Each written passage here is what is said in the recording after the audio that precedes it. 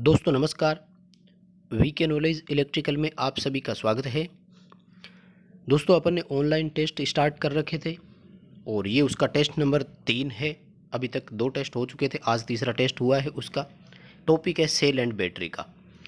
यदि आपने वो ऑनलाइन टेस्ट दिया है तो देख लीजिए आपके जो क्वेश्चन गलत हुए उनका सही आंसर क्या होना है और वो कैसे आंसर आया। अगर आपने टेस्ट नहीं दिया, आप टेस्ट ज्वाइन करना चाहते हैं तो कम्युनिटी टैब में आपको व्हाट्सएप नंबर मिलेंगे, वहाँ से आप कांटेक्ट करके ज्वाइन कर सकते हैं। काफ़ी अच्छे क्वेश्चन है। अगर आप ज्वाइन नहीं भी करना चाहते तो यहाँ से इस वीडियो को देख लीजिए। सेल और बैटरी से संबंधित इसमें कुल 50 क्वेश्चन है।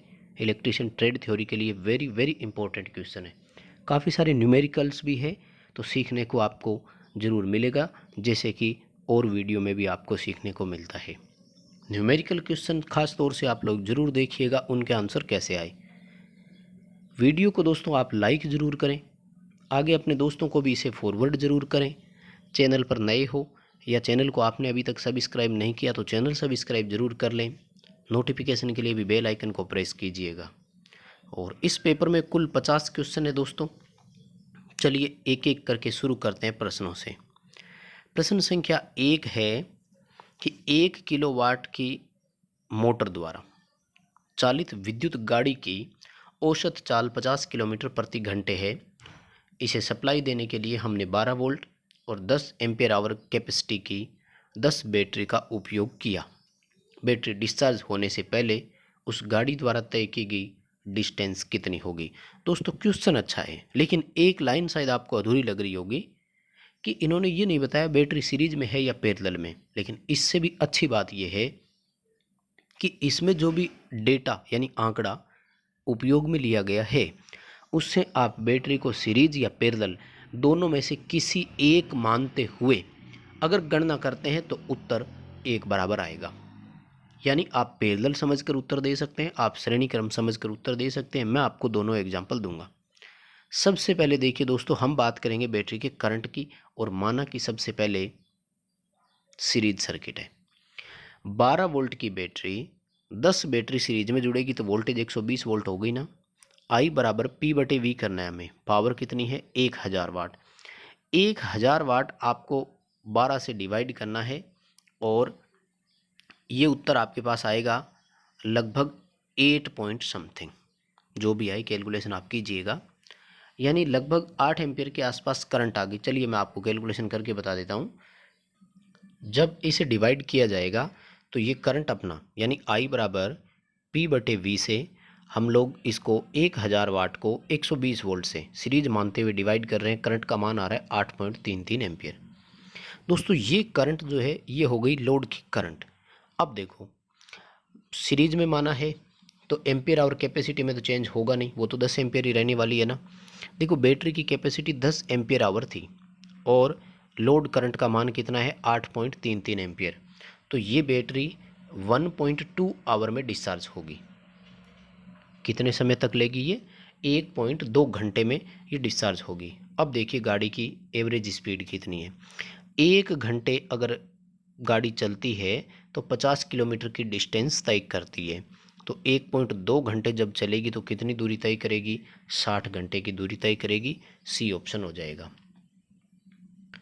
दोस्तों अब करते हैं दूसरे तरीके से बात। मान लीजिए कि हम इनको पैरेलल में मानते हैं। समांतर में अगर हम मानते हैं तो वोल्टेज नहीं बढ़ेगी, राइट। तो अब धारा कितनी आएगी? जो करंट पहले 8.3 आई थी वो इस बार 83.3 हो जाएगी। 83.3 एम्पियर करंट हो गई, राइट। ठीक है, लेकिन इस बार बैटरी की कैपेसिटी इंक्रीज हो गई। 10 एम्पियर आवर की 10 बैटरी थी तो बैटरी की एम्पियर आवर कैपेसिटी कितनी हो गई? 100। लेकिन करंट कितनी हो गई? 83.3। यानी टाइम जो है फिर वही टाइम आ रहा है 1.2 घंटे, और 50 किलोमीटर प्रति घंटे की औसत थी, यानी अब फिर कितना आ रहा है? 60 किलोमीटर। ऑप्शन अपना सी रहेगा। नेक्स्ट क्वेश्चन कह रहे हैं कि बैटरी की कैपेसिटी के बारे में गलत स्टेटमेंट कौन सा है यदि एक बैटरी की कैपेसिटी 100 AH हो। देखिए 100 AH की बैटरी है तो ये बैटरी एम्पियर इंटू आवर करने से 100 उत्तर आ जाए वो सारे सही होते हैं। मतलब ये होता है कि ये बैटरी इतने एम्पियर की धारा इतने घंटे तक प्रदान कर सकती है। तो इसका ए ऑप्शन, बी ऑप्शन और डी ऑप्शन तीनों सही है। कैसे? 10 एम्पियर की धारा 10 घंटे तक, 100 एम्पियर धारा 1 घंटे तक, 1 एम्पियर धारा 100 घंटे तक। सही। 100 एम्पियर की करंट 100 घंटे तक नहीं दे सकती, ये ऑप्शन गलत हो गया। तो इसके लिए आंसर करना है आपको सी। नेक्स्ट क्वेश्चन है कि बैटरी से संबंधित शब्द पिकलिंग से आज से क्या है। पिकलिंग शब्द का मतलब होता है बैटरी की एक प्रकार की पिकलिंग प्रोसेस होती है खैर वैसे, और जितनी भी उसकी सरफेस पर बैटरी टर्मिनल्स पर डस्ट, ग्रीस, कोई भी किसी तरह का डस्ट अगर है तो उसको रिमूव करने की एक प्रोसेस होती है, उसको हटाने की एक प्रोसेस होती है, उससे हम पिकलिंग बोलते हैं। क्वेश्चन का आंसर सी करना है। नेक्स्ट क्वेश्चन है कि निकिल आयरन सेल के इलेक्ट्रोलाइट में पोटेशियम हाइड्रोक्साइड की मात्रा कितनी होती है। निकिल आयरन को एडिशन सेल भी बोलते हैं, एक तरह का सेकेंडरी सेल है। सबसे ज़्यादा सुदृढ़ मैकेनिकल भी यही होता है, यांत्रिक रूप से सबसे मजबूत सेल यही होता है। इसके जो इलेक्ट्रोलाइट है ये पोटेशियम हाइड्रोक्साइड के साथ साथ लिथियम हाइड्रेट की भी कुछ मात्रा इसमें होती है। तो जो पोटेशियम हाइड्रोक्साइड वाली मात्रा है ये 21% मिलाई जाती है। नेक्स्ट क्वेश्चन है, आंतरिक प्रतिरोध R है और एक समान EMF E वोल्ट वाले N सेल है जो सीरीज में जोड़े गए, और इसी प्रकार के N सेलों की M समांतर में शाखा भी बना दी। यदि लोड का प्रतिरोध R हो तो इस संयोजन से अधिकतम धारा तक प्राप्त होगी। दोस्तों मैक्सिमम करंट ट्रांसफर तभी होगी जब मैक्सिमम पावर ट्रांसफर हो, अधिकतम शक्ति स्थानांतरित होगी तभी होगा। और अधिकतम शक्ति के लिए शर्त होती है कि लोड प्रतिरोध और सोर्स प्रतिरोध हमेशा बराबर हो।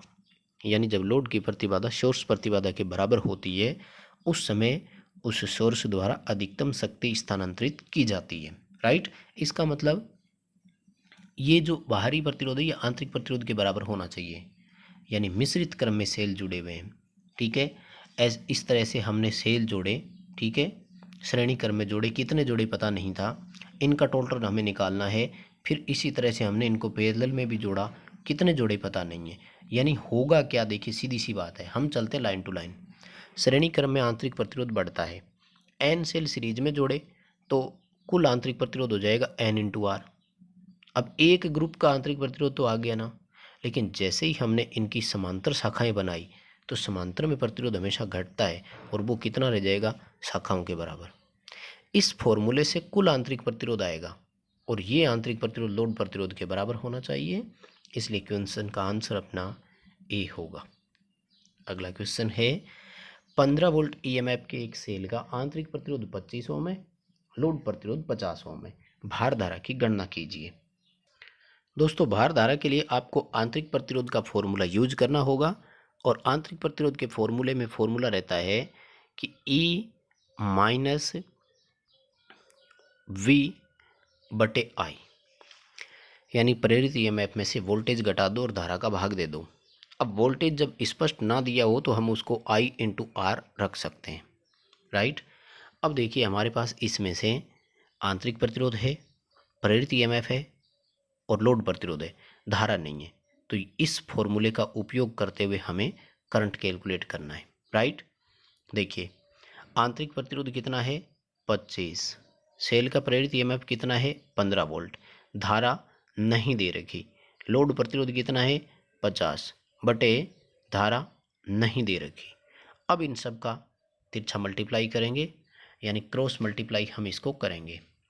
देखो जैसे क्रॉस मल्टीप्लाई करेंगे तो ये वाली संख्या इस साइड और ये वाली संख्या इस साइड, यानी रिजल्ट ये निकल कर आएगा कि 15 माइनस 50I बराबर 25I। इसको ट्रांसफ़र कर देंगे इस और ये प्लस के 50I हो जाएंगे, यानी 75I इक्वल टू 15 बनेगा। धारा ज्ञात करने के लिए 15/75 करेंगे। जब आप लोग आंसर करेंगे तो उत्तर आएगा 0.2 एम्पियर। कैलकुलेशन कर लीजिएगा, फॉर्मूला आपको बताया है, अपने आंसर का मिलान जरूर करें। अगला अपना क्वेश्चन है, 1.5 वोल्ट और 0.5 ओम आंतरिक प्रतिरोध के 10 सेल श्रेणी क्रम में जोड़े गए हैं। जब शॉर्ट सर्किट होगा तो इस कनेक्शन से कुल कितनी धारा प्रवाहित होगी यदि लोड का प्रतिरोध 10 ओम हो। देखो शॉर्ट सर्किट हो गया तो लोड प्रतिरोध को तो छोड़ ही दीजिए, I बराबर E/R रह जाएगा। वैसे तो शॉर्ट सर्किट का प्रतिरोध 0 मानते हैं, लेकिन जब भी किसी सिस्टम का आंतरिक प्रतिरोध दे रखा है तो वो तो होगा ही होगा। शॉर्ट सर्किट में लोड प्रतिरोध 0 होता है हमेशा, यानी लोड जो है वो बाईपास हुआ है, जो इंटरनल रेजिस्टेंस है वो तो रहता ही है। अब देखो यहाँ पर थोड़ा सा क्या प्रश्न अलग दे दिया। 10 सेल जब सीरीज में है तो वोल्टेज कितनी बन गई, 15 वोल्ट।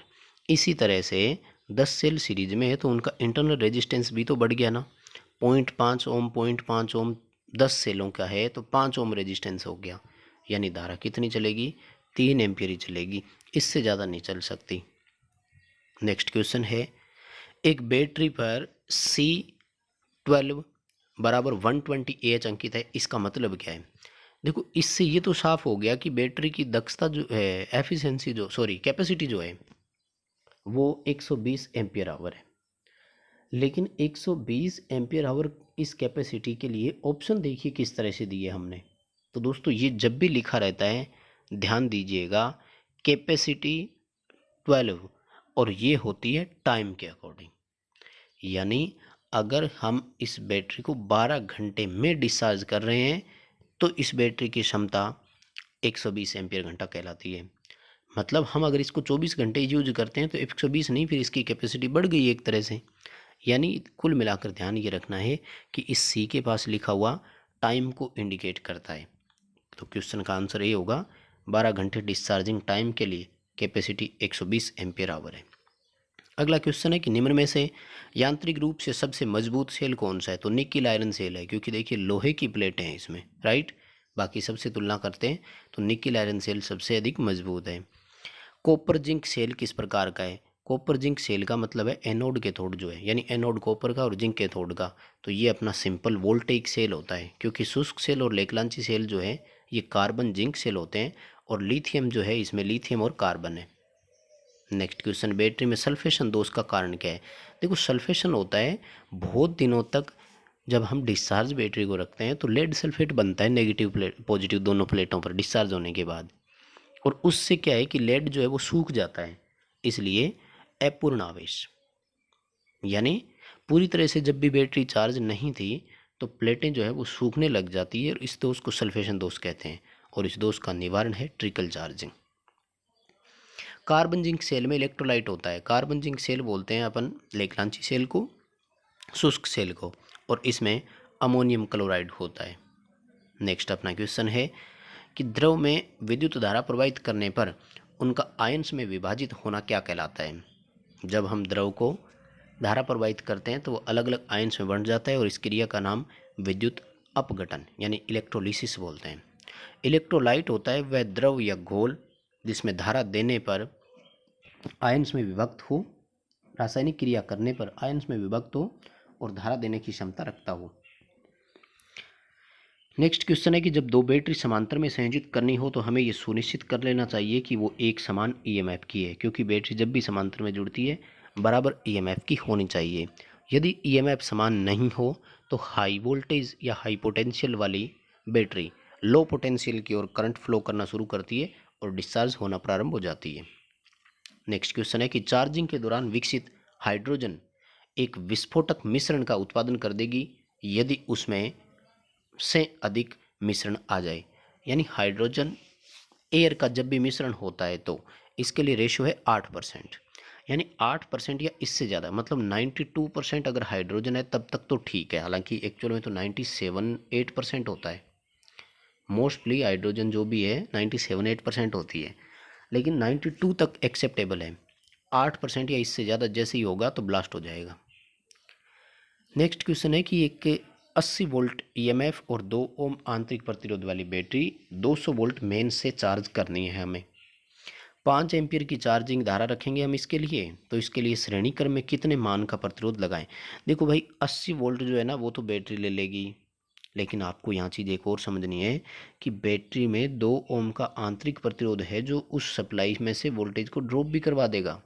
कितने वोल्ट, 10 वोल्ट, मतलब 80 वोल्ट बैटरी के 10 वोल्ट आंतरिक प्रतिरोध के टोटल कितने गए, 90 वोल्ट। हमें 200 वोल्ट पर आवेशित करना था, 90 वोल्ट एक्सेप्ट हो गया, हमें 110 वोल्ट ही ड्रॉप और करवाने हैं। मतलब 110 वोल्ट ड्रॉप कराने के लिए 5 एम्पियर धारा पर प्रतिरोध का मान कितना होना चाहिए, R बराबर V/I कर देंगे, उत्तर आएगा 22 ओम। नेक्स्ट क्वेश्चन है कि एक सोलर सेल की आउटपुट वोल्टेज सामान्यतः कितनी होती है, तो 0.26 वोल्ट होती है, फिक्स है ये, उत्तर बी रहेगा। नेक्स्ट क्वेश्चन है कि निम्न में से किस सेल में प्रतिवर्ती रासायनिक प्रतिक्रिया होती है। प्रतिवर्ती का मतलब है रिवर्सेबल, चेंज हो, सेकेंडरी सेलों में होती है। सेकेंडरी का ऑप्शन इसमें एक ही है, nickel iron cell, mercury, voltaic, silver oxide, ये तीनों प्राइमरी सेल है। अगला क्वेश्चन है लेड एसिड सेल के निर्माण निर्देश में प्लेटों की संख्या कौन सी नहीं हो सकती। लेड एसिड सेल में प्लेटों की संख्या सदैव विषम होती है, क्योंकि नेगेटिव प्लेट जो है वो पॉजिटिव से संख्या में एक अधिक होती है। अब जो संख्या सम है वो कभी संभव नहीं होगी, यानी 26 नहीं हो सकती, 25 हो सकती है, 27 हो सकती है। क्यों? क्योंकि पॉजिटिव से नेगेटिव एक अधिक है, तो जब भी होगा ये संख्या हमेशा विषम ही होगी। अगला क्वेश्चन है विद्युत अपघटन के प्रथम नियम के अनुसार पदार्थ पर एकत्रित द्रव्यमान, फेराडे ने ये कहा था कि पदार्थ पर एकत्रित द्रव्यमान यानी m जो है वो IT के समानुपाती है, धारा और समय, और IT जो होता है ये होता है Q को हम लोग लिखते हैं आवेश, यानी आवेश के समानुपाती है। अगला क्वेश्चन है 12 वोल्ट की एक बैटरी 36 वोल्ट सप्लाई से चार्ज करना है, चार्जिंग धारा का मान 2 एम्पियर, बैटरी की सीरीज में संयोजित होने वाले प्रतिरोध का मान। अब देखिए पहले भी एक ऐसा क्वेश्चन आया, लेकिन उसमें बैटरी का आंतरिक प्रतिरोध दिया हुआ था, यहाँ वो नहीं है। तो आपको क्या करना है, ऐसे में जब आंतरिक प्रतिरोध नहीं है तो 36 वोल्ट सप्लाई में से 12 वोल्ट, यानी हमें ड्रॉप कितने करवाने हैं, 24 वोल्ट। सिंपल सिद्धांत रखना है, 2 एम्पियर की धारा V/I, तो R आएगा 12 ओम। जब आंतरिक प्रतिरोध ना दिया हो तो उसकी ड्रॉप नहीं निकालेंगे। दो तरह के क्वेश्चन हो गए। अगला क्वेश्चन है शुष्क सेल की एम्पियर आवर कैपेसिटी कितनी होती है, 2 एम्पियर घंटे क्षमता होती है, 6 से 12 महीने की इसकी लाइफ होती है, 1.5 वोल्ट इसकी वोल्टेज होती है। अगला क्वेश्चन है किसी इंडस्ट्री में उपयोग होने वाली बैटरी की एम्पियर आवर जो कैपेसिटी है वो डिस्चार्जिंग घंटे लगभग पहले से तय होते हैं और 8 घंटे चलने वाली होती है। और ध्यान रखें इंडस्ट्रियल एरिया, पावर जनरेशन में रिजर्व और ऑटोमोबाइल में सबसे ज़्यादा लेड एसिड बैटरी ही होती है, और इंडस्ट्री में 8 घंटे चलने के लिए बैटरी को बनाया जाता है, क्योंकि लगभग 8 घंटे की एक शिफ्ट होती है। लिथियम सेल की वोल्टेज, तो सबसे अधिक सेल वोल्टेज इसी सेल की होती है, और पूर्ण चार्ज लिथियम सेल की वोल्टेज 2.5 से लेकर 3.6 वोल्ट तक हो सकती है।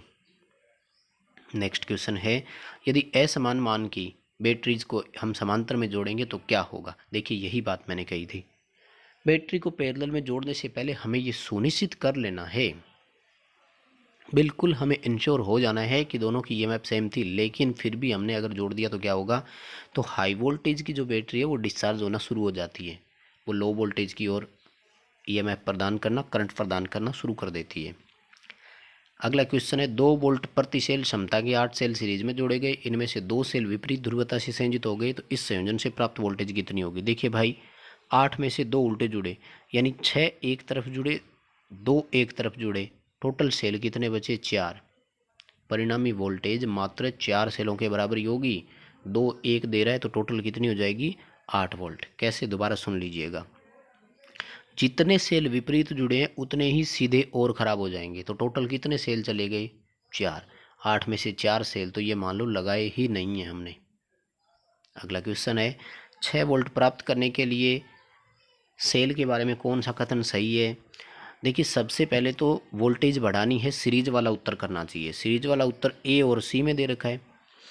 अब देखो सेल के बारे में कह रहा है कि ड्राई सेल लगाएंगे, तो ड्राई सेल जो है एक ड्राई सेल 1.5 वोल्ट का होता है, तो 4 ड्राई सेल सीरीज में लगा देंगे, 6 वोल्ट आ जाएंगे। लेड एसिड सेल में वाट घंटा दक्षता एम्पियर घंटा दक्षता का अनुपात क्या है। तो सबसे पहले तो मैं आपको ये बता दूं कि इनमें संबंध होता है कि वाट घंटा दक्षता less than ampere hour efficiency. Watt घंटा दक्षता जो है वो एम्पियर घंटा दक्षता से हमेशा कम होती है।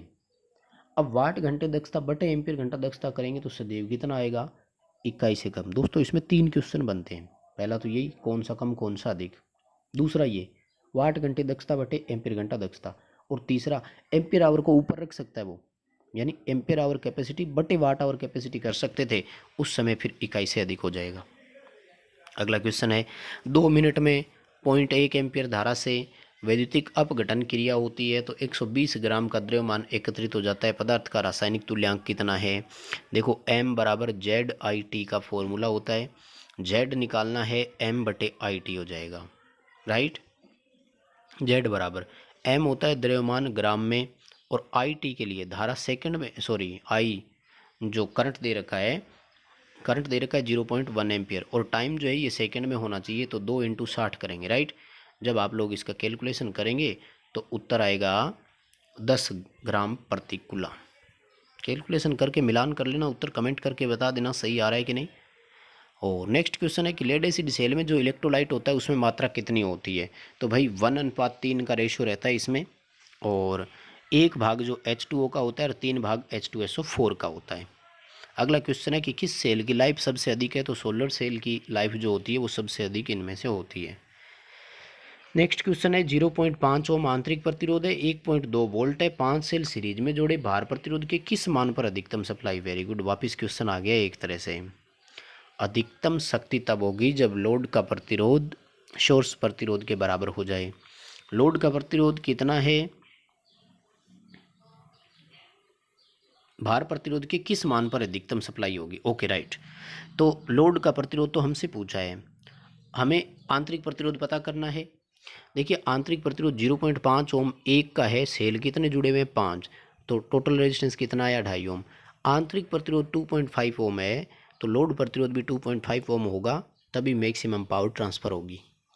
नेक्स्ट क्वेश्चन है 5 सेलों से निर्मित एक lead acid battery full charge से लेकर फुल डिस्चार्ज तक वोल्टेज में कितना विचलन आता है। देखो फुल चार्ज लेड एसिड जो होता है ना 2.2 वोल्ट देता है, और डिस्चार्ज में 1.8, डिफरेंस कितना आया 0.4 वोल्ट का एक में आया है, सेल कितने हैं 5, तो 2 वोल्ट का डिफरेंस इस बैटरी में आ जाएगा। अगला क्वेश्चन है कि 24 वोल्ट 120 एम्पियर आवर कैपेसिटी की बैटरी को स्थिर धारा विधि से चार्ज करना है।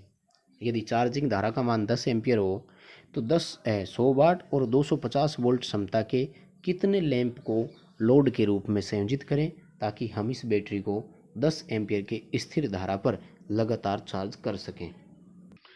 यानी बैटरी को हमें एक कांस्टेंट करंट से चार्ज करना है। इसके लिए क्या होता है कि या तो हीटर या लैंप ऐसा कोई लोड हम सीरीज में कनेक्ट करते हैं जो उस बैटरी में से करंट का फ्लो करवाता है। देखो हमें क्या करना है कि 10 एम्पियर की करंट बनानी है। मैं एक बार थोड़ा सा डायग्राम बनाता हूँ, आप समझने की कोशिश कीजिए। ये मान लीजिए अपनी बैटरी है जिसको 10 एम्पियर करंट से हमें चार्ज करना है, यानी 10 एम्पियर की करंट इसमें से फ्लो होनी चाहिए। हम यहाँ इसको सप्लाई देंगे, राइट।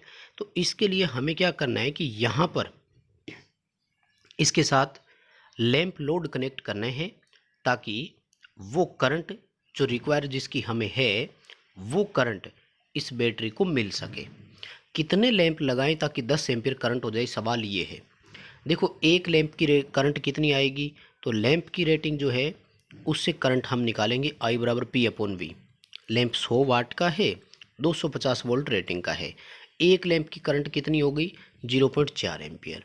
अब देखिए हमें 10 एम्पियर करंट बनानी है 0.4 एम्पियर से, तो इसका उत्तर आ रहा है 25, यानी एक लैंप 0.4 एम्पियर करंट ले रहा है तो 25 लैंप 10 एम्पियर करंट लेंगे। तो हमें क्या करना है 25 लैंप कनेक्ट करने, 10 एम्पियर करंट हो जाएगी और बैटरी एक कांस्टेंट करंट पर चार्ज होती रहेगी। नेक्स्ट अपना क्वेश्चन, समान विद्युत मात्रा से विभिन्न पदार्थों पर एकत्रित द्रव्यमान पदार्थ के रासायनिक तुल्यांक के समानुपाती होता है। ये कथन फैराडे के वैद्युतिक अपघटन का द्वितीय नियम है। प्रथम नियम ये कहता है कि पदार्थ पर एकत्रित द्रव्यमान आवेश के समानुपाती है, यानी Q बराबर IT के समानुपाती है, वो M बराबर ZIT होता है। और दूसरा ये कहता है कि जो द्रव्यमान एकत्रित हुआ था वो विद्युत रासायनिक तुल्यांक के समानुपाती है। नेक्स्ट क्वेश्चन है कि पूर्ण रूप से डिस्चार्ज सेल के इलेक्ट्रोलाइट की स्पेसिफिक ग्रेविटी कितनी होगी। 1.18 या इससे कम होगी, हाफ चार्ज की लगभग ये रहती है, और फुल चार्ज की 1.25 से अधिक होती है। नेक्स्ट क्वेश्चन है कि 10 वोल्ट की बैटरी 25 ओम लोड प्रतिरोध को सप्लाई करती है, 15 मिनट के अंदर बैटरी डिस्चार्ज हो गई, बैटरी की क्षमता कितनी है बताइए। मिली एम्पियर आवर में दे रखा है, यानी सबसे पहले तो टाइम को घंटे में चेंज कर लो, तो 60 से भाग दे देंगे, 1/4 आ जाएगा, राइट। ठीक है, घंटे हमें मिल गया, 1/4 को आप चाहो तो 0.25 भी लिख सकते हो, राइट। ओके, टाइम मिल गया हमें। अब चाहिए करंट। देखिए करंट के लिए हमें क्या करना है कि I बराबर V/R वाला फॉर्मूला लगा देंगे। 10 वोल्ट है 25 ओम का, लोड रेजिस्टेंस है, राइट। तो ये करंट हो गई, इसको यहीं रख लेते हैं हम। और इसे क्या करना है, टाइम से मल्टीप्लाई करना है, 1/4 जो अपना टाइम था। तो अगर हम लोग देखें तो ये बनेगा 10/100 यानी 0.1 एम्पियर। अब इसको मिली एम्पियर में कन्वर्ट करेंगे, 1000 से मल्टीप्लाई कर दो यानी 100 मिली एम्पियर आवर आएगा। क्वेश्चन का आंसर डी हो जाएगा। 100 मिली एम्पियर आवर बैटरी की कैपेसिटी है। नेक्स्ट क्वेश्चन है, लेड एसिड सेल में सेडिमेंटेशन दोष क्या है। सेडिमेंटेशन को हिंदी में तलछट बोलते हैं। इसका मतलब तलछट जो होती है ना, ये होती है अशुद्धियाँ। अब अशुद्धियाँ किसकी है, एक तो जल की होती है, दूसरी शीशे की होती है। यानी जल और शीशे की अशुद्धियों के कारण जब प्लेटें शॉर्ट हो जाती है उसको हम सेडिमेंटेशन दोष कहते हैं। ओवर करंट, चाहे वो ओवर करंट चार्जिंग हो या ओवर करंट डिस्चार्जिंग हो, उससे जब प्लेटें मुड़कर शॉर्ट होती है तो वो बकलिंग दोष कहलाता है। अपूर्ण और डिस्चार्ज हम जब चार उसको रखते हैं तो वो सल्वेशन दोष है। टाइम पर ल्यूब्रिकेशन नहीं दे पाई, टर्मिनल पर परत जम जाती है, ये कोरोजन कहलाता है। सॉरी, कोरोना याद रह गया, कोरोजन कहलाता है। और नेक्स्ट है, निम्न में से किस में रासायनिक अभिक्रिया उत्क्रमणीय होती है। यानी सवाल एक तरह से रिपीट ही हो गया, 2 बार आ गया क्वेश्चन। किस में रासायनिक अभिक्रिया दोनों दिशाओं में चलती है, तो सेकेंडरी सेल में चलती है। सेकेंडरी सेल एक ही दिया है अपन को यहाँ पर, nickel iron cell. Next question है कि प्राइमरी सेल के बारे में 2 कथन दिए गए हैं, स्टेटमेंट है, दोनों स्टेटमेंट पर आपको विचार करना है। स्टेटमेंट फर्स्ट कहता है कि लोकल एक्शन जो है वो जस्ते में अशुद्धियों के कारण होती है, जबकि पोलराइजेशन यानी ध्रुवासाधन दोष जो होता है वो लोड करंट के कारण होता है। तो फर्स्ट स्टेटमेंट तो बिल्कुल सही है, ऐसा ही होता है। लोकल एक्शन जो होता है ये नो लोड पर भी हो जाता है, जैसे कि अशुद्धियों के कारण होता है, हाइड्रोजन के बुलबुले निकलते रहते हैं। जबकि ध्रुवासाधन दोष जो है ये तभी होता है जब अपने लोड संयोजित हो, कॉपर पर होता है। अब कहते हैं कि लोकल एक्शन को दूर करने के लिए मैग्नीज डाइऑक्साइड का उपयोग करते हैं, जबकि ध्रुवासाधन दोष के लिए पारे की परत चढ़ाते हैं। तो ये क्या किया, अपोजिट हो गया। लोकल एक्शन के लिए पारे की परत होती है, जबकि ध्रुवासाधन के लिए मैग्नीज डाइऑक्साइड का उपयोग करते हैं। यानी स्टेटमेंट फर्स्ट तो सही है, लेकिन सेकंड क्या हो गया, गलत हो गया। नेक्स्ट क्वेश्चन है कि बैटरी को ओवर करंट पर चार्जिंग या डिस्चार्जिंग करेंगे तो क्या होगा, बकलिंग दोष उत्पन्न होगा, प्लेटें मुड़ करके शॉर्ट हो जाती है। नेक्स्ट क्वेश्चन है कि पूर्ण चार्ज लेड एसिड सेल की नेगेटिव प्लेट पर कौन सा बनता है। ठीक है, जब बैटरी पूरी तरह से आवेशित हो जाती है तो नेगेटिव प्लेट स्पंजी लेड की बनती है, नरम शीशा भी बोलते हैं। और पॉजिटिव पर लेड पर ऑक्साइड होता है। जब डिस्चार्ज होते हैं तो दोनों लेड सल्फेट के होते हैं। नेक्स्ट अपना क्वेश्चन है कि कार बैटरी की ओपन सर्किट वोल्टेज 24 वोल्ट है, जो स्टार्ट करने पर घटकर 18 वोल्ट रह जाती है। लोड प्रतिरोध 36 ओम हो तो बैटरी का आंतरिक प्रतिरोध और धारा कितनी होगी। देखिए करंट जो है वो निकलेगी कि बैटरी को वोल्टेज कितनी मिल रही है, 18 वोल्ट उसके टर्मिनल पर मिल रही है, 36 वोल्ट जो है उसका रेजिस्टेंस था, 0.5 एम्पियर हो गया। मिली एम्पियर में कन्वर्ट करेंगे, 1000 से मल्टीप्लाई करो, 500 मिली एम्पियर बनेगा। 500 मिली एम्पियर के 3 ऑप्शन दिख रहे हैं आपको, राइट। ठीक है, कोई बात नहीं, आ जाते हैं। आंतरिक प्रतिरोध भी पूछा है, तो आंतरिक प्रतिरोध के लिए फॉर्मूला होता है कि ईएमएफ माइनस टर्मिनल वोल्टेज बटे करंट, जो 0.5 थी। दोनों का डिफरेंस आ रहा है 6 वोल्ट, 6 में 0.5 का भाग देंगे, उत्तर आएगा 12। यानी ए ऑप्शन हो जाएगा, 12 ओम और 500 मिली एम्पियर। नेक्स्ट क्वेश्चन है, 1.4 वोल्ट और 2 एम्पियर आवर कैपेसिटी के सेल है, हमें इनसे 7 वोल्ट और 6 एम्पियर आवर प्राप्त करनी है, क्या करेंगे। देखिए 1.4 से 5 सेल जब जोड़ते हैं तो 7 वोल्ट प्राप्त होती है। कैसे निकालेंगे, सबसे पहले हमें निकालनी होती है सेलों की संख्या, राइट। इसके लिए होता है required voltage upon 1 cell voltage. तो 7 वोल्ट हमें चाहिए, एक सेल 1.4 वोल्ट का है, यानी 5 सेल हो गए। अब आता है कि 5 सेल श्रेणी क्रम में जुड़ेंगे तो ऐसे ग्रुप कितने बनेंगे। इसके लिए फॉर्मूला होता है required AH upon 1 cell AH, यानी 3 ग्रुप हो गए। 5 सेल सीरीज में है, ऐसे 3 सेट समांतर में हमें बनाने हैं, टोटल सेल कितने हो गए, 15।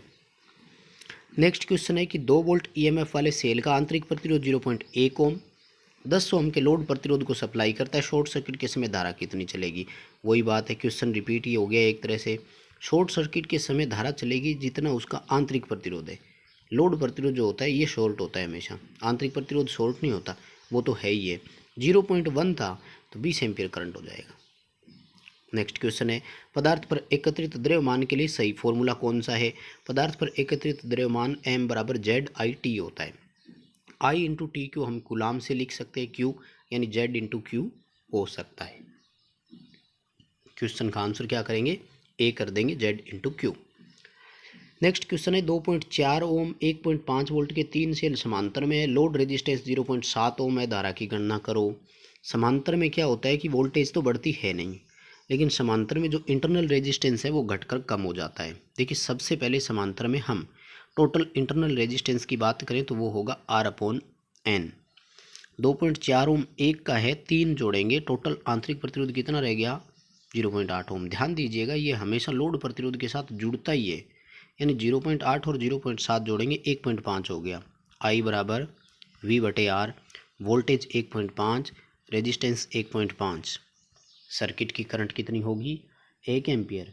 अगला क्वेश्चन है सामान्य चार्जिंग रेट के तहत चार्जिंग धारा का मान कितना होना चाहिए। सामान्यतः या यूं कहें कि आदर्श चार्जिंग धारा की दर कितनी है, तो वो होती है AH कैपेसिटी का 10% या 10वां भाग। मतलब कोई बैटरी 100 एम्पियर आवर की है तो इसको 10 एम्पियर से अधिक धारा पर चार्ज नहीं करना चाहिए। नेक्स्ट क्वेश्चन है बैटरी के टर्मिनल को देखकर ये पहचान की जा सकती है।